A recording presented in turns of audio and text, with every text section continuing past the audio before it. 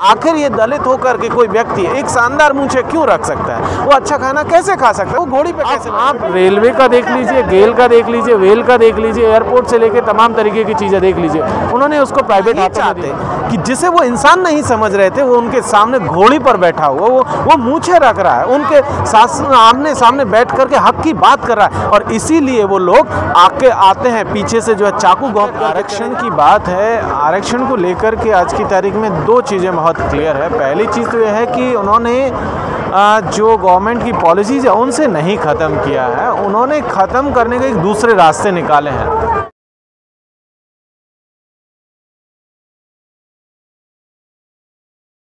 Video में बोले गए शब्द वक्ता द्वारा खुद के अपने व्यक्तिगत विचार हैं, जिससे सुपर जस्टिस न्यूज चैनल का कोई भी प्रत्यक्ष व अप्रत्यक्ष रूप से संबंध नहीं है। नमस्कार दोस्तों, मैं राजशेखर और आप देख रहे हैं सुपर जस्टिस न्यूज़। अभी हमारे साथ मौजूद हैं डॉक्टर जितेंद्र मीना, जो कि दिल्ली यूनिवर्सिटी में प्रोफेसर हैं। हम इनसे जानना चाहेंगे, आज 14 अप्रैल है और बाबा साहब की 131वीं जयंती का जो है बहुजन समाज काफ़ी अच्छे तरीके से यहाँ पर जो है जश्न मना रहा है। और तो यहाँ पर कहीं ना कहीं सर एक तरीके से देखा जाए तो आरक्षण जो है ख़त्म कर दिया जा रहा है, तो उस पर आप क्या कहेंगे?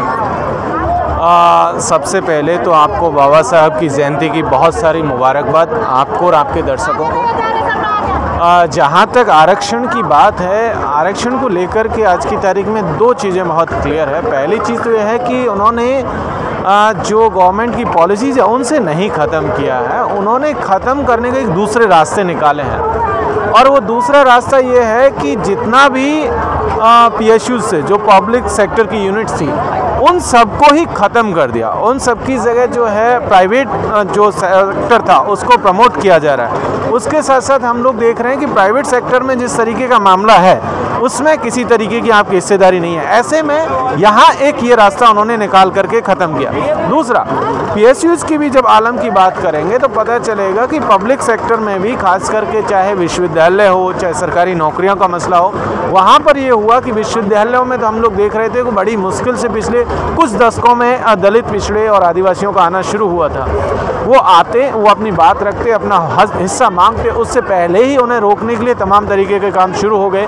कभी लोगों को NFS किया जाने लगा, सूटेबल नहीं माना गया, कभी एलिजिबल नहीं माना गया, और ये कर करके उनकी जो हिस्सेदारी थी उसको डिनाई कर दिया गया। जब वो पहुँचे, और अभी तो 3 से 4% ही पहुँचे थे, कि उसकी जगह उन्होंने क्या किया कि अब प्राइवेट सेक्टर को खोल दिया गया, विश्वविद्यालयों में को निजी हाथों में देना शुरू कर दिया, जहाँ की कोई भी इस तरीके की आपकी हिस्सेदारी नहीं है, किसी तरीके का कोई सेफ पैसेज आपके लिए नहीं है। ऐसे में सवाल ये है कि जिस तरीके से निजीकरण किया जा रहा है वही एक रास्ता है जिसके जरिए ये कर रहे हैं। दूसरी चीज़ हमारे लिए बहुत जानना ये बहुत ज़रूरी है कि जो पूरा का पूरा मसला है, उस मसले को अगर हम लोग देखें तो उसमें देखना ये होगा कि मामला जिस तरीके से तमाम रिसोर्सेज को ये कर रहे हैं, अब आप रेलवे का देख लीजिए, गेल का देख लीजिए, वेल का देख लीजिए, एयरपोर्ट से लेके तमाम तरीके की चीज़ें देख लीजिए, उन्होंने उसको प्राइवेट हाथों में दे दिया।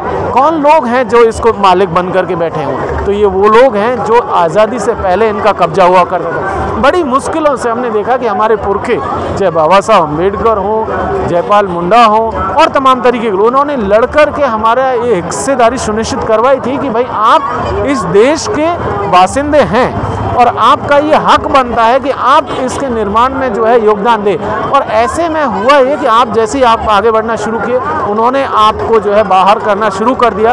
और आजकल तो आलम ये है कि सरकारी नौकरियों में भी उन्होंने लेटरल एंट्री की प्रोसेस शुरू कर दी। देखिए कि जो IAS PCS बनाए जा रहे हैं आजकल, सीधा उन्होंने देखा है कि संघ के खाते से सीधे के सीधे उन्हीं को बनाया जा रहा है, और आपका जो हिस्सा था उसको लगातार छीना जा रहा है। तो इस लेटरल एंट्री का भी कहानी देखेंगे तो जैसे UPSC के लेवल पर किया गया, वही लेटरल एंट्री की प्रोसेस अब विश्वविद्यालयों के लेवल पर कर रही है। तो ये किसका हक है जिसको मारा जा रहा है? कौन लोग हैं जो लेटरल एंट्री के थ्रू आएंगे? ये आपके लोग तो नहीं होंगे। हमने 2019 का यूपी में जो लेटरल एंट्रीज हुई थी, 9 से 10 लोगों की जो लेटरल एंट्री थी, उसका पूरा का पूरा सोशल बैकग्राउंड चेक कीजिए। कौन लोग हैं? वो सारे के सारे अपर कास्ट लोग हैं, सारे के सारे संघ के खाते से आए हुए लोग हैं, वो आपके लोग नहीं हैं।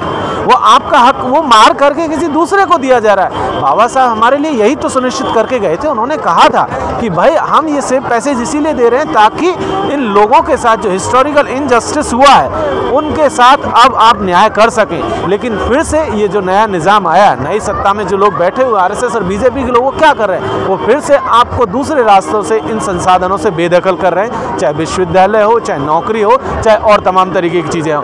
आपके हिस्से में क्या दिया? आपके हिस्से में देखिए कि इस देश में सबसे ज़्यादा लैंडलेस लोग, भूमिहीन लोग दलित हैं। 37% दलित आज की तारीख में बीपीएल की कैटेगरी में बिलो पॉवर्टी लाइन है। 45% आदिवासी जो है बिलो पॉवर्टी लाइन में है। आप सोचिए क्या स्थिति है। जेलों का संख्या देखिए तो आपके लोग लगभग 70% है जो जेलों में बंद है, उनके मुकदमों की सुनवाई नहीं हो रही है, 10 वर्ष निकल जाता है। लेकिन जो अपर कास्ट लोग हैं वो बेल उनको जो है कोर्ट तक पहुंचने से पहले मिल जा रही है। तो ये आलम जिस तरीके का बना दिया गया है, ये वापस उस दौर में ले जाना चाह रहे हैं जहां आपको इनसे बेदखल किया जाए और वो अपने लोगों को किसी दूसरे रास्ते से यहाँ पर लाने की कोशिश जो है लगातार वो लोग कर रहे हैं और उसमें सक्सीड होते हुए दिख रहे हैं। लेकिन जिस तरीके से आज हम यहाँ पर 131वां जन्मदिन बाबा साहब का सेलिब्रेट कर रहे हैं तो हमारे लिए बहुत ज़रूरी है। जब यहाँ ये सेलिब्रेट करें तो सिर्फ अपना इतना ही नहीं है, हम वो लोग हैं जिनके पुरखों के कमर में झाड़ू और गले में जो है मटका बांधा गया था। आज हम यहाँ संसद की सड़क पर आकर के वो क्लेम कर रहे हैं उस पब्लिक स्पेस को जिसको कि हमें यहाँ पर आने से रोका गया था, हमारे पुरखों को रोका गया, पानी नहीं पीने दिया गया, तालाब हो, कुआं हो, सार्वजनिक जो भी चीज़ें थी, आज हम आकर के यहाँ क्लेम कर रहे हैं और ये कह रहे हैं कि जो हमारे पुरखे हमें दे करके गए थे हम उसको वापस पाने के लिए लड़ रहे हैं। हम इस देश में इंसान को इंसान बनाने के लिए लड़ रहे हैं। हम तो वो लोग थे ना जिन्हें इंसान ही नहीं माना गया। हमारे तो छूने से चीज़ें अपवित्र हो रही थी, हमारी तो छायाओं से लोग अपवित्र हो जा रहे थे। हम लोग ये कह रहे हैं कि आपने ये जो व्यवस्था बनाई थी हम उस व्यवस्था के खिलाफ लड़ रहे हैं। हम बाबा साहब का देश बनाने के लिए लड़ रहे हैं, हम जयपाल मुंडा का देश बनाने के लिए लड़ रहे हैं, हम फूले का देश बनाने के लिए लड़ रहे हैं और हम उनके वारिस हैं। और कांसी राम साहब एक बात कहते थे, उसके साथ मैं अपनी बात खत्म करूंगा। कांसी राम साहब ने कहा था कि जो लोग इतिहास का रुख बदलने की ताकत रखते हैं ना, वो इस तरीके के छोटी मोटी चीज़ों से घबराते नहीं हैं। हम वो लोग हैं जिनके सामने बहुत सारी चुनौतियां हैं, लेकिन 90% लोग इस देश के जो शोषित, वंचित और पिछड़े हैं, एसटी, एससी, ओबीसी, माइनॉरिटीज़ के लोग हैं, हम सब लोग मिलकर के एक एका कायम कर रहे हैं और उस एका में यही पुरखे हमारे सामने जो है एक जो है मील का पत्थर है, यही हमें रास्ता दिखा रहे हैं। प्रोफेसर साहब एक बात बताइए, जैसे कि आज यहाँ पर जो है सभी संगठन मौजूद हैं, पर देखा जाए तो SC ST के लोग ही यहाँ पर जो मौजूद हैं, चाहे वो सरकारी संगठन हो चाहे वो प्राइवेट हो। सरकारें बात करती हैं कि तस्वीरें हम लगाएंगे सरकारी दफ्तरों में, पर कोई भी यहाँ पर अपर कास्ट, जैसे आपने बात की अपनी अपर कास्ट होगी, अपर कास्ट का कोई भी यहाँ पर संगठन या कोई लोग यहाँ पर मौजूद नहीं है, उस पर आप क्या कहेंगे? देखिए, उन्हें पता है कि इसका महत्व क्या है। बाबा साहब के नाम पर जब हम लोग यहाँ पर खड़े हुए तो वो जानते हैं कि बाबा साहब के मायने क्या है। बाबा साहब एक व्यक्ति नहीं है, एक इंस्टीट्यूशन है जो रास्ता दिखा रहा है। जो बाबा साहब ने कहा था ना कि भाई आप एक बार गुलाम को उसकी गुलामी का एहसास कराने की ज़रूरत है, वो बेड़ियाँ खुद तोड़ लेगा। हम लोग वही कर रहे हैं और इसीलिए वो लोग जानते हैं कि अगर वो भी यहाँ शामिल, ऐसा नहीं है कि उनको पता नहीं, उनको पता है कि संसद मार्ग पर यहाँ हज़ारों की तादाद में लोग आएंगे, वो अपने हक और हुकूक की बात करेंगे, लेकिन वो इसको इग्नोर कर रहे हैं। आप देख लीजिए, आप जिस मीडिया चैनल से हैं आप जानते हैं कि इसका क्या इम्पोर्टेंस है। क्यों नहीं है मेन स्ट्रीम? वो इसीलिए नहीं है कि वो नहीं चाहता कि ये मैसेज आम लोगों के बीच में जाए, लोगों को समझ में आए कि बाबा साहब की विरासत को जो लोग आगे लेकर के चल रहे हैं, जयपाल मुंडा, अब्दुल कयूम अंसारी, रास बिहारी, फूले, पेरियार, उन सब की विरासत को लेकर के जो लोग आगे बढ़ रहे हैं ना, उनको वो रिकॉग्नाइज नहीं करना चाहते। वो नहीं चाहते कि वो लोगों को भी जो है यहाँ तक जो है रिकॉग्नाइज किया जाए, उनकी आवाज़ को गांव देहात तक ले जाएगा। अच्छा, आप राजस्थान से आते हैं, तो जैसे कि राजस्थान में अभी एक घटना घटी थी तो किस तरीके से मूछें रखने पे एक व्यक्ति को जो कि दलित समाज से आता था उसकी हत्या कर दी जाती है, तो उस पर आप क्या अपना?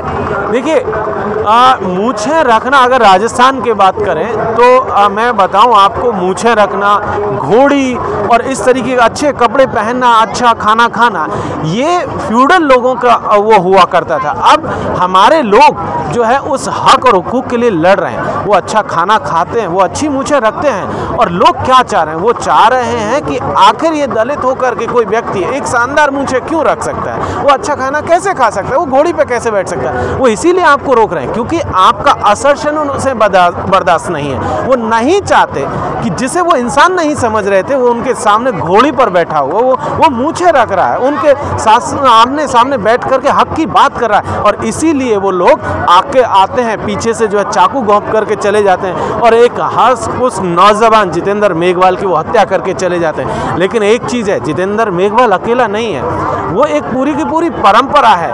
एक जितेंद्र जाएगा, 1000 उनके पीछे पीछे आएंगे। तो इसीलिए हम उस चीज़ को, हम उस जज्बे के साथ खड़े हों और उस जज्बे को याद करने की ज़रूरत है। शुक्रिया। इंकलाब जिंदाबाद।